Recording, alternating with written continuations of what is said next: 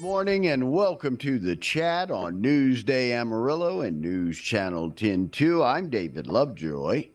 Good morning, I'm Rhonda.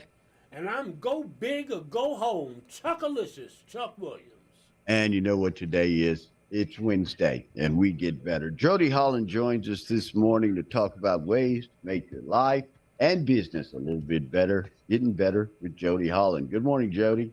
Good morning. I like Chuck's introduction there, the go big or go home, especially since we're going to talk a little bit about risk and reward today. And I think businesses too often make their decision about what risk to take just based on trying to beat a competitor.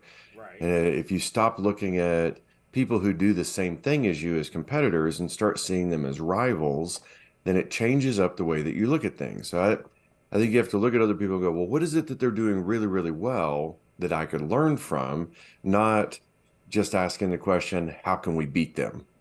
Because the primary person that you want to beat is who you were yesterday, not who somebody else is. And it keeps you more on the right track, and it helps you understand really what the value of your organization is when you make decisions based on serving your customer and solving a problem.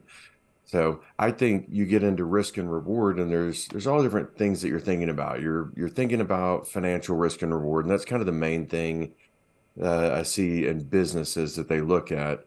But there's also risk and reward with decisions that you make, supporting or not supporting different value structures. It's like if you say your organization stands for something, but then you do something that violates the values that you say you stand for, there's a strategic risk in doing that because then people don't trust you. You know, if you're a nonprofit that is against alcohol and alcoholism, and then you throw an alcohol party, it's going to kind of not look very good for you. Mhm. So I think you got to think about all of those things, from markets to strategy to financial to legal and regulatory, even operational risk. And there's some of the risks are, if we don't do this, then it's going to hold us back. And others are, well, if we add this thing, what will it take away from our core messaging? Jody, that leads to the point. I truly believe in this. The first competition you should have, and the first competition you look like when you're forming a plan in business or in life, it should be yourself. You should be in competition to make yourself better. If you start focusing on your competitor or one person or one example, have you seen where that kind of throws the whole mission askew? Because now it becomes about this one focal point instead of the main reason is making yourself better, making things Oh, better, yeah. making your business better, whatever it applies to. Yeah, no, I think that's one of the most common things in business is that the focus ends up wrong. They start thinking just of that competitor, and then you end up making unethical choices at times, or it becomes about attacking that competitor rather than sharing your message and telling your story. So I do think that it takes everything off track when your focus is on just how to beat somebody else. And it's hard. I mean, I'd be the first to admit in business that somebody comes into town, they go, "Oh, I'm going to start a training business," and I start thinking, "Well, what is it that they're doing?" And you have to Right. stop yourself and go, you know what? There's two sales that get made. One is that people should do the thing that I want them to do, and the other is they should do it with me. And so you don't have to make both sales. You really just have to make the second one. And the person with the stronger ethics and the person with who keeps their business above board long term, that's who wins. So when you think about risk and reward, or your strategic risk that you're trying to take, we think of it as, oh, I could have this amazing thing if I just go bash this person, or oh, if I spent all this money on this one thing, it should pay off. It's like going and having a Super Bowl ad that you spend $4 million on, which I think was the average cost this last Super Bowl, and you have $4.1 million in the bank. Right. So you spend, all but $100,000 of your money in hopes that your one ad is going to pay off big time. That's not a good risk to take. Mm. Now, if somebody like Budweiser, who has dominated in that arena, with the puppy love ad that they did and stuff like that, it's probably a good risk for them because it has consistently paid off because they were already branded. So you go back to like the early 1920s, there's a guy named Frank Knight. He wrote a book, Risk, Uncertainty, and Profit. And he talked about creating the greatest amount of certainty that you can create based on the information you can gather. And that's what I don't think a lot of businesses really gather information. They just go with their gut. And our gut is not right a lot.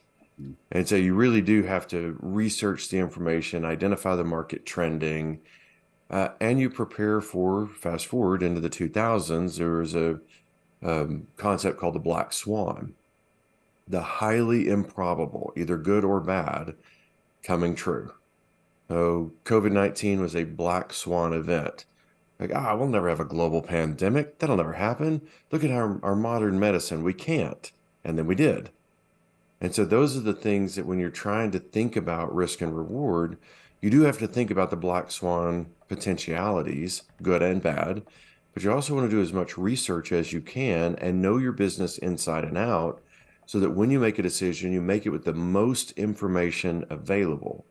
And if it's wrong, change it. Like you're not stuck with a decision for the rest of your life. Something's not working. Take a different route. Like we make the decisions with the best information we can. And if it doesn't work, we make a new decision because we have new information. You're not stuck in a rut for the rest of your life. So you talked about gathering information. What are some of the other steps that you should take if you're trying to decide what to risk? So first is you want to know what it is you're trying to get as a reward. Taking risk for the sake of risk, because it sounds like a cool idea, is actually a horrible idea. So really step one before you then gather information is what is the outcome or the reward you're trying to get to? Second is you want to research and gather information on other people that have either already achieved that or identify what you believe would be required in order to get to that. So you do your research, you study the market, what does the market want, and is what you're about to do going to be responsive within the market? Then you go through and you analyze the likelihood. So I do that with marketing funnels now, where I'll test out a marketing funnel. I've got about 10 different business owners that are kind of my focus group that I work with. They're brutally honest, which you need. It hurts sometimes, but you need. And they'll tell you, here's what I like, here's what I don't like, here's what's going to work, here's what's not going to work. And then you want to look at the multiple paths. So you think about, here's where we want to go, here's all the information we were able to gather. We're going to make a decision to go after this, but then what are 3 different ways that we could get there? And the final part, the hardest part, make a decision. Mm-hmm. You have to literally you're going to risk something, but you have to know when you make that decision, what are you willing to lose? Right. Is if you say, I can't lose this money, then don't take the risk. Like you shouldn't go bet on something in the stock market if you can't afford to lose the money that you're putting into the stock market because it's unpredictable. I mean, there's trending, but there's still black swan events that can change everything. That'll mess everything up. We're going to take a quick break. When we come back, we'll talk about risk and reward with Jody Holland right here on the chat.